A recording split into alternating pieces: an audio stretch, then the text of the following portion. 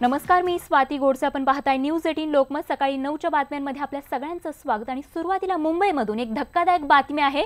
मुंबईतील Grant road इथल्या नाना चौकातील पाण्याच्या पाईपलाईनचं काम करत असताना पालिकेचे 5 कंत्राटी कामगार गुदमरले आहेत.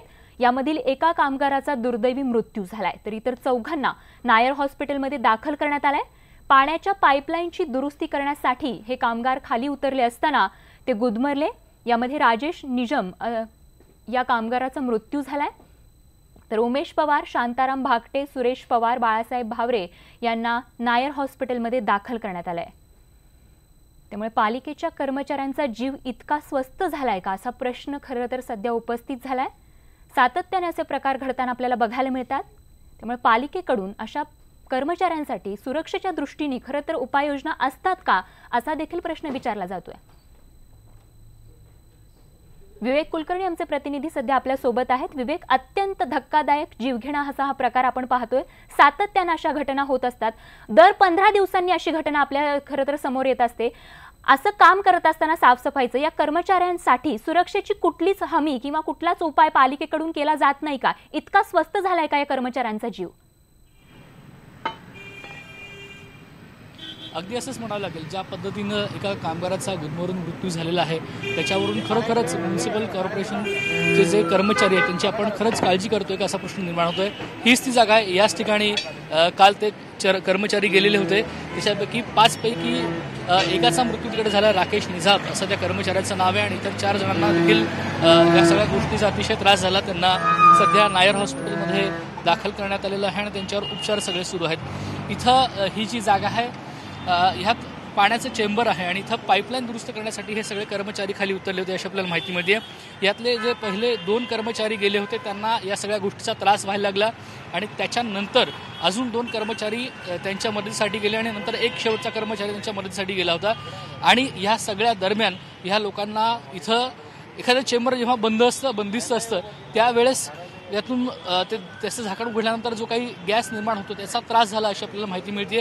खरं तर पोस्टमॉर्टममधूनच राकेश यांच्या कळू शकेल की नेमकं काय कारण आहे, कशामुळे त्यांचा मृत्यू झालेला आहे. असंही सांगण्यात येतं की इथं जे पाणी होतं या पाण्यात पडून त्यांचा मृत्यू झालेला असावा, पण निश्चित कारण खरं तर पोस्टमॉर्टममध्ये कळू शकेल. पण म्युनिसिपल कर्मचारी ज्या पद्धतीनं आता जीवावर उदार होऊन इथं हे काम करतायत, त्यामुळे खरोखरच आपण त्यांची पुरेशी काळजी घेतोय का, हा प्रश्न पडतोय. मुंबई महानगरपालिकेचे आयुक्त अजय मेहता आता काही वेळापूर्वी आले. त्यांनी इथं पाहणी केली, पण ही पाहणी करून खरंच त्यातून काही उपाय मिळणार का हे पण पाहावं लागेल. पोस्टमॉर्टम मधून समजू शकेल की खरोखरच काय मृत्यूचं काय कारण आहे आणि पुढच्या वेळेस जेव्हा हे कर्मचारी काम करतील त्याच्यात काही सुधारणा करता येतील का, काय सुधारणा करायला पाहिजे, या सगळ्या गोष्टी स्पष्ट होऊ शकेल. मात्र दुर्दैवानं एका कामगाराचा त्यामुळे मृत्यू झालेला आहे, हे मात्र आपल्याला इथं नमूद करावं लागेल. अगदी विवेक, आणि पालिका प्रशासनाकडून याचं उत्तर जाणून घेण्याचा आपण सातत्यानं प्रयत्न करत राहणार आहोत. तुर्तास धन्यवाद या माहितीसाठी. आणि आता बातम्या आहेत निवडणुकीच्या रिंगणातून. दिल्लीमध्ये भाजप मुख्यालयात केंद्रीय समितीची बैठक काल संपन्न झाली आणि या बैठकीत काही उमेदवारांच्या नावावर शिक्कामोर्तब झाल्याची बातमी मिळतेय. यामध्ये मुंबई उत्तर मध्य मतदारसंघातून पूनम महाजन, तर मुंबई उत्तर पूर्व मतदारसंघातून किरीट सोमय्या यांच्या नावावर शिक्कामोर्तब झाल्याची माहिती सूत्रांनी दिली आहे. बैठकीमध्ये अनेक उमेदवारांच्या नावावर शिक्कामोर्तब झाल्याचं कळतंय. काल या ठिकाणी महत्वाची भाजप केंद्रीय समितीची बैठक पार पडली आणि ज्यामध्ये अनेक उमेदवारांच्या नावावर शिक्कामोर्तब झाले आणि कदाचित उद्या उमेदवारांच्या या अधिकृत यादीची जी घोषणा आहे ती जाहीरपणे होणार असल्याचं कळतंय. तर ज्या उमेदवारांच्या नावाची खरं तर चर्चा होती त्याच उमेदवारांच्या नावावरती शिक्कामोर्तब झाल्याचं कळतंय. तर कालच्या या केंद्रीय समितीच्या बैठकीत नेमकं काय झालं आणि अधिकृत जी मतदारांची यादी आहे ती कधी घोषित होणार, याविषयी प्रशांत लीला रामदास आमचे प्रतिनिधी अधिक तपशीलवार माहिती देतात. प्रशांत, नेमकं बैठकीसंदर्भात काय तपशील आपल्याकडे? जवळपास काल 8 तास ही केंद्रीय निवडणूक समितीची बैठक झाली, जी भारतीय जनता पक्षाच्या मुख्यालयात झाली. या बैठकीमध्ये पंतप्रधान नरेंद्र मोदी, अमित शहा यासारखे बलाढ्य नेते होते. याशिवाय प्रत्येक ज्या राज्याची उमेदवारांच्यावरती निर्णय घ्यायचा आहे त्या सगळ्या राज्यांचे मुख्यमंत्री देखील या बैठकीत उपस्थित होते. काल महाराष्ट्राचे होते देवेंद्र फडणवीस देखील उपस्थित होते. महत्वाचं म्हणजे या बैठकीमध्ये जर बघितलं आपण तर बहुतांश नावांवरती चर्चा करून त्यांचा निर्णय घेण्यात आलेला आहे. त्यामध्ये अनेक उमेदवार जे आहेत, जसं आपण उल्लेख केला किरीट सोमय्या असो, पूनम महाजन असो, यांच्या नावावर जवळपास निर्णय घेणाऱ्या सोबतच हंसराज अहिर चंद्रपूरचे आहेत आणि केंद्रीय खास करून गृहमंत्री आहेत, केंद्रीय गृह राज्यमंत्री, त्यांच्या नावावर निर्णय झालेला आहे. नितीन गडकरी यांच्या नावावर निर्णय झालेला आहे. रावसाहेब दानवे यांच्या नावावरती जवळपास निर्णय झाला. एक महत्वाचं म्हणजे ज्यांच्या जे निवडून येण्याची क्षमता आहे त्याच उमेदवारांवरती निर्णय झाल्याची शक्यता व्यक्त केली जात आहे. आणि सोबतच बहुतांश जे वर्तमान खासदार आहेत त्यांच्या नावावरती पुन्हा एकदा शिक्कामोर्तब करण्याचा प्रयत्न कालच्या बैठकीत झालेला आहे. पण अंतिम निर्णय जो झालेला होईल तो पंतप्रधान नरेंद्र मोदी आणि अमित शहा या दोघांच्या बैठकीनंतर घेण्यात आलेला. कारण की आपल्याला माहित असेल काल बहुतांश बैठक झाल्यानंतर जवळपास अर्धा तास नंतर अमित शहा आणि मोदींची एक वेगळी बैठक झाली. त्या बैठकीमध्ये काही नावांवरती निर्णय घेण्यात आलेला आहे. त्या नावांची अंतिम यादी लवकरच प्रकाशित होईल असंही खास करून भारतीय जनता पक्षाच्या सूत्रांकडून कळतंय. पण बहुतांशामध्ये भारतातील जवळपास 12 राज्यांच्या उमेदवारांच्या नावावरती निर्णय झालेला आहे. ही महत्त्वाची बाब आहे. अगदी. त्यामुळे ज्यांची निवडून येण्याची क्षमता आहे अशाच उमेदवारांना पसंती देण्यात आली असून त्यांच्याच नावावरती शिक्कामोर्तब झाल्याची माहिती मिळते. प्रशांत, वेळोवेळी अशीच अपडेट आमच्यापर्यंत पोहोचवत राहा. तुर्तास धन्यवाद या माहितीसाठी. बघत पुढची बातमी. काँग्रेस लोकसभा निवडणुकीसाठी रात्री उशिरा चौथी यादी जाहीर झाली आणि या यादीमध्ये एकूण 27 उमेदवारांचा समावेश आहे. चौथ्या यादीमध्ये ज्येष्ठ नेते डॉक्टर शशी थरूर यांना तिरुवनंतपुरम इथून उमेदवारी देण्यात आली आहे, तर माजी केंद्रीय मंत्री के.व्ही. थॉमस यांना डच्चू देण्यात आला. या यादीमध्ये केरळमधील 12, उत्तर प्रदेशमधील 7, छत्तीसगडमधील 5 तर अरुणाचल प्रदेशमधील 2 आणि अंदमान आणि निकोबारमधील 1 अशा एकूण 27 उमेदवारांचा या यादीत समावेश आहे.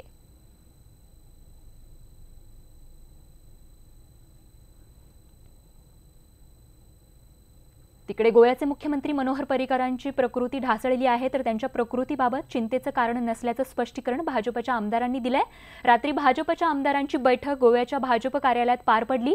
पर्रीकरांची तब्येत बिघडल्यानं राज्यात नेतृत्व बदलाची चर्चा सुरू झाल्याची माहिती आहे, पण भाजपनं याबाबतची माहिती फेटाळली आहे. तर दुसरीकडे काँग्रेसने 5व्यांदा राज्यपालांकडे सत्ता स्थापनेचा दावा केलाय. दरम्यान आज सकाळी 10:30 वाजता भाजप निवडणूक समितीची बैठक होणार आहे. मनोहर पर्रीकरांचा काल दिवसभरात रक्तदाबही कमी झाला होता, मात्र त्यांना कृत्रिम ऑक्सिजन देण्यात आल्याची माहिती सूत्रांनी न्यूज 18 लोकमतला दिली आहे. दरम्यान भाजपचे गोव्याचे प्रदेशाध्यक्ष विजय तेंडुलकर यांनी काय प्रतिक्रिया दिली आहे बघूयात. मंत्री हे पर्रीकरच आहेत आणि काँग्रेसने कितीही प्रयत्न केले सरकार रुबायचं ते काहीच शक्य होणार नाही. म्हणजे नेतृत्व बदल होणार नाही. तुम्ही अध्यक्ष आहात गोव्याचे. हो हो हो हो. कुठल्याही परिस्थितीत होणार नाही. नाही नाही. मग आताच्या बैठकीत नेतृत्व बदलाची कुठलीही चर्चा नाही, चर्चाच नाही. कुठल्याही परिस्थितीत पर्रीकर सरकारला धोका नाही असं म्हणायचं. 100% भाजपच्या गोवा सरकारला पर्रीकर सरकारला धोका नाहीये. आणि आज पार्श्वभूमीवर अधिक तपशीलवार माहिती देण्यासाठी संदीप राजगोळकर आमचे प्रतिनिधी आपल्या सोबत आहेत. संदीप, काय घडामोड गोव्यामधून? सध्या तर 10:30 वाजता जी बैठक होणार आहे त्या बैठकीकडे संपूर्ण गोवा राज्याचं लक्ष असणार आहे स्वाती. आणि मी सध्या आहे पणजी शहरातल्या डोनापावल्या परिसरामध्ये, ज्या ठिकाणी मनोहर पर्रीकर यांचा बंगला आहे. आपण बघतोय गोवा पोलिसांच्या 2 गाड्या या ठिकाणी कायमस्वरूपी तैनात आहेत. आणि अर्बन रिट्रीट नावाची ही जी आपण इमारत बघतो याच इमारतीमध्ये मनोहर पर्रीकर यांचं घर आहे. आणि याच घरामध्ये एक छोटंसं रुग्णालय तयार करण्यात आलेलं आहे. गोमेकाचे जे सगळे डॉक्टर्स आहेत ते या ठिकाणी तैनात आहेत आणि त्यांच्यावर उपचार केले जात आहेत. सध्या जर चित्र बघितलं तर अतिशय शांतता या ठिकाणी पाहायला मिळते. कुणीही रस्त्यावर दिसत नाही. काल दिवसभरामध्ये काही नेत्यांनी या ठिकाणी येऊन मनोहर पर्रीकर यांची विचारपूस केली होती, मात्र कुणालाही आत सोडलं जात नाही. गोवा पोलीस या ठिकाणी तैनात करण्यात आलेले आहेत. आणि दुसरीकडे मात्र नेतृत्व बदल होणार नाही असं विनय तेंडुलकरांनी आत्ताच सांगितलेलं आहे. खरं तर 19 बहुमतासाठी आता जागा सध्या स्वाती गरजेच्या आहेत. आणि 10:30 वाजता जी बैठक होणार आहे ती बैठक म्हणजे पोटनिवडणुका ज्या होणार आहेत गोवा राज्यामध्ये त्या संदर्भात चर्चा करण्यासाठी होणार आहे. आणि कदाचित ती नावं उद्या जाहीर केली जाऊ शकतात असं भाजपच्या सूत्रांकडून समजतंय. दुसरी महत्वाची गोष्ट म्हणजे तब्बल 5व्या वेळेला काँग्रेसनं राज्यपालांकडे सत्ता स्थापनेचा दावा केलेला आहे. मात्र काँग्रेस करणार की नाही याबाबत अजूनही संभ्रम आहे. पण संपूर्ण गोवा राज्यात सध्या जी चर्चा आहे ती मनोहर पर्रीकर यांच्या प्रकृतीचीच आहे. मात्र त्यांची प्रकृती अतिशय नाजूक असल्याचं आपल्याला समजतंय. सूत्रांकडून जी माहिती मिळते त्यानुसार त्यांना फक्त डोळे उघडतात, त्यांना बोलता येत नाही किंवा त्यांना बेडवरून उठता देखील येत नाही. मात्र डॉक्टरांचं पथक मात्र त्यांच्या याच घरामध्ये तैनात करण्यात आलेलं आहे. आज दिवसभरामध्ये आणखी काही राजकीय ज्या हालचाली आहेत त्या सगळ्या गतिमान होण्याची शक्यता आहे. स्वाती, अगदी. आणि 10:30 वाजता देखील या ठिकाणी जी बैठक होणार आहे त्या बैठकीचे देखील तपशील आपल्याकडून वेळोवेळी जाणून घेत राहू. तुर्तास धन्यवाद संदीप या माहितीसाठी. आणि त्यानंतर बातमी आहे जालन्यातून. गेल्या अनेक दिवसांपासून खरं तर सुरू असलेला जालन्याचा तिढा आता सुटण्याची चिन्ह आहेत. शिवसेना नेते अर्जुन खोतकरांनी आपली बंडाची तलवार मॅन केल्याचं कळत आहे. मातोश्रीवरच्या बैठकीत उद्धव ठाकरेंना खोतकरांची समजूत काढण्यात यश आलं असून आज 11 वाजता औरंगाबादमधल्या बैठकीत यावर अंतिम पडदा पडणार असल्याचं कळत आहे. औरंगाबादमध्ये मुख्यमंत्री देवेंद्र फडणवीस, उद्धव ठाकरे, रावसाहेब दानवे आणि स्वतः अर्जुन खोतकर हजर असतील आणि या बैठकीनंतरच दिलजमाईची अधिकृत घोषणा करण्यात येईल असं कळत आहे. दरम्यान मातोश्रीवरच्या बैठकीत उद्धव ठाकरे खोतकरांसोबतच पंकजा मुंडे देखील काल हजर होत्या. त्यामुळे आज नेमकं औरंगाबादमध्ये काय घडतं हे पाहणं महत्त्वाचं ठरणार आहे. समाधान तर सीट भेटल्याशिवाय समाधान कसं होईल? मी निश्चितपणे जागेवर आग्रही आहे. मी माननीय उद्धव साहेबांसमोर वारंवार ही जागा शिवसेनेची कशी निवडून येते हे संपूर्ण सांगण्याचा प्रयत्न केलेला आहे. आणि माननीय उद्धव साहेबांनी उद्याचा मुख्यमंत्री महोदयासोबत त्याचं बोलणं झालेलं आहे. मुख्यमंत्री महोदय आणि उद्धव साहेब उद्या निर्णय घोषित करतील. माननीय उद्धव साहेब जो निर्णय घेतील माझ्या बाबतीतचा तो निर्णय मला मान्य. आपल्याच मराठवाड्यामध्ये आपल्या मातीमध्ये त्यांनी या बाबीचा निर्णय करावा अशा प्रकारची विनंती त्यांना केली मी. उद्या तेही इथं आहेत, मुख्यमंत्री महोदय आहेत, इथंच निर्णय रामामध्ये होईल सकाळी. मला असं वाटतं की निश्चितपणे मी आशावादी आहे. ज्या दिवशी प्रेस घेतली त्याच दिवशी सांगितलं का अर्जुन खोतकरांनी मॅन केली म्हणून तलवार, परंतु परत ते आले आमच्याकडं. परत त्यांनी कल्याणकाडेला मला बोलले आणि मी मुंबईला शेवटचा मातोश्रीला सलाम करून येतोय. पण त्या सलाममध्ये ते गुलाम होऊन आले तर त्याला मी काय करू शकत नाही. शेवटी ज्याचा तो प्रश्न आहे. बघूयात पुढची बातमी. जागा वाटपासाठी काँग्रेसला दिलेली मुदत संपल्यानंतर आता वंचित बहुजन आघाडीनं MIMला सोबत घेण्याचा निर्णय घेतलाय आणि त्याचनुसार राज्यातील औरंगाबाद आणि मुंबईची एक जागा अशा 2 लोकसभेच्या जागा MIMला सोडण्याचा निर्णय प्रकाश आंबेडकरांनी घेतलाय. त्यामुळे औरंगाबादमधून MIMचे आमदार इम्तियाज जलील लोकसभेचे उमेदवार असतील हे आता निश्चित झालंय. MIM वंचित बहुजन आघाडीच्या साथीनं मैदानात उतरणार असल्यानं काँग्रेस राष्ट्रवादीसमोर नवं आव्हान निर्माण झालंय. वंचित बहुजन आघाडीला सोबत घेऊ पण MIMला नाही अशी काँग्रेस राष्ट्रवादीची भूमिका होती आणि त्यानंतर MIMनं काहीशी माघार घेतली होती. पण काँग्रेस राष्ट्रवादी सोबत आघाडी न झाल्यानं वंचित बहुजन आघाडी आता 2 जागा MIMला सोडण्याचा निर्णय घेतल्याची घोषणा प्रकाश आंबेडकरांनी केली आहे. वंचित बहुजन आघाडीची औरंगाबादची जागा MIMनं सुटावी अशा पद्धतीची विनंती इम्तियाज जलील यांनी OACकडे गेली होती आणि आज प्रकाश आंबेडकरांनी हे स्पष्ट केलेलं आहे. औरंगाबादची जागा आणि मुंबईची एक जागा MIMला सोडली जाणार आहे आणि त्याच विषयी बोलण्यासाठी माझ्यासोबत MIMचे औरंगाबादचे आमदार इम्तियाज जलील आहे. सर, दुआ कबूल हो गई, तुम्हारी बात अभी क्लियर हो गई, अभी उम्मीदवार कौन रहेगा? जी बिल्कुल, दुआ भी थी और बहुत सारे लोगों की ख्वाहिश भी थी कि MIM जिस शहर के अंदर महाराष्ट्र में सबसे ज़्यादा ताकतवर बनी, जहां से उसका एक आमदार 25 कॉरपोरेटर्स, दूसरा आमदार सिर्फ महज 3000 वोट से हारा था. तो अगर हैदराबाद के बाद अगर सबसे ज़्यादा ताकतवर अगर मजलिस कहीं है तो वो औरंगाबाद में है. तो स्वाभाविक है कि यहाँ के लोगों की एक ख्वाहिश थी. आज उन्होंने ये फैसला लिया है. मुझे बताया गया है कि उन्होंने ये कहा है कि औरंगाबाद की जगह वो MIM को छोड़ते हैं. अब आपका जो सवाल है कि कैंडिडेट कौन होगा, ये असद अवैसी साहब डिक्लेयर करेंगे. अगर वो कहते हैं कि हमारा कोई सादा सा कार्यकर्ता है, अगर उन्होंने कहा कि हमको उसको लड़ाने का है, तो हम पूरी ताकत के साथ लड़ेंगे. और सिर्फ MIM ही नहीं लड़ेगी, वंचित बहुजन आघाड़ी पूरी ताकत के साथ इसके अंदर हमारे साथ में रहेगी. और हम समझते हैं कि औरंगाबाद के अच्छे दिन आने वाले हैं. एक बात है कि आपकी बैठक हुई थी कार्यकर्ताओं की, सब बातों में से एक बात आती है कि इम्तियाज जलील लोकसभा के लिए लड़े. देखिए, स्वाभाविक है कि चूंकि हम 2 ही आमदार हैं महाराष्ट्र के अंदर MIM पार्टी से, तो औरंगाबाद अगर हमारा स्ट्रांग होल्ड है तो यहाँ के लोगों को ऐसा लगता है कि मजलिस का चेहरा औरंगाबाद में इम्तियाज जलील है. तो ये लोगों की एक भावना है. लेकिन अगर असद साहब कहेंगे कि नहीं, इम्तियाज जलील ने विधानसभा के अंदर ही रहना चाहिए, लोकसभा में किसी और को भेजाएंगे, तो हमको पूरा तरह से हम इसको कबूल करेंगे. हम पूरे दावे और यकीन के साथ कहते हैं कि औरंगाबाद की जनता इस बार लोकसभा के अंदर एक नया इतिहास लिखने जा रही है. सर, आपके चेहरे की मुस्कुराहट हमको मुस्कुराहट सब बता रही है. बोल दो अभी कि इम्तियाज जलील ही लड़ेंगे। सर मेरे साथ एक दिक्कत ये है कि लोग कहते हैं कि मेरा चेहरा ही मुस्कुराने वाला है, मैं दुख में भी मुस्कुराता हूँ। लोग जिन हादसों से मरते हैं उन हादसों ने मुझको पाला है और मैं हमेशा मुस्कुराते रहता हूँ।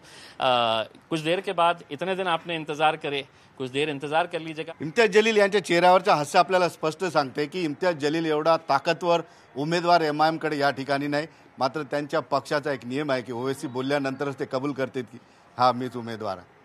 सुधीर जाधव सर, सिद्धार्थ गोदाम, न्यूज 18 लोकमत, औरंगाबाद।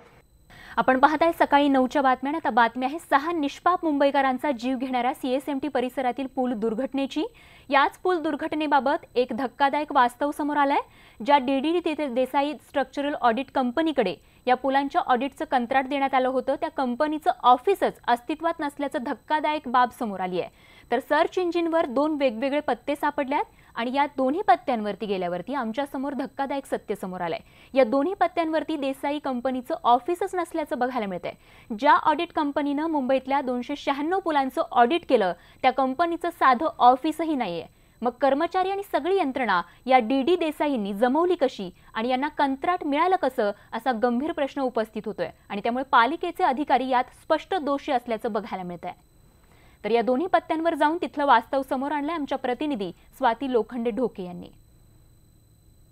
छत्रपती शिवाजी महाराज टर्मिनसचा जो पूल कोसळला त्याला चांगला पूल कॅटेगरीत टाकणारे आणि मुंबईतल्या 200हून अधिक पुलांचं ऑडिट करणारे डीडी देसाईंचा पत्ता शोधत आम्ही पर्ल हेरिटेज या बिल्डिंग पर्यंत येऊन पोहोचले। 4थ्या माळ्यावर त्यांचं 8 नंबरचं हे ऑफिस पाहिजे, पण प्रत्यक्षात मात्र वेगळं। इथे जर आपण बघितलं घनश्यामदास पाटील पर्ल हेरिटेज असं बघायला मिळतंय, पण त्याच्यानंतर 504 मध्ये दिलीप कुमार डी देसाई असं असोसिएटचं नाव इथे आपल्याला बघायला मिळतंय। पण ते इथे राहत आहेत का, सिक्युरिटी किंवा इथे त्यांचं ऑफिस आहे का, हे जाणून घेण्यासाठी सिक्युरिटी गार्ड आहेत, आपण त्यांच्याकडे जाणून घेऊया। दिलीप कुमार देसाई यहाँ पर रहते क्या? यहाँ पर नहीं रहते।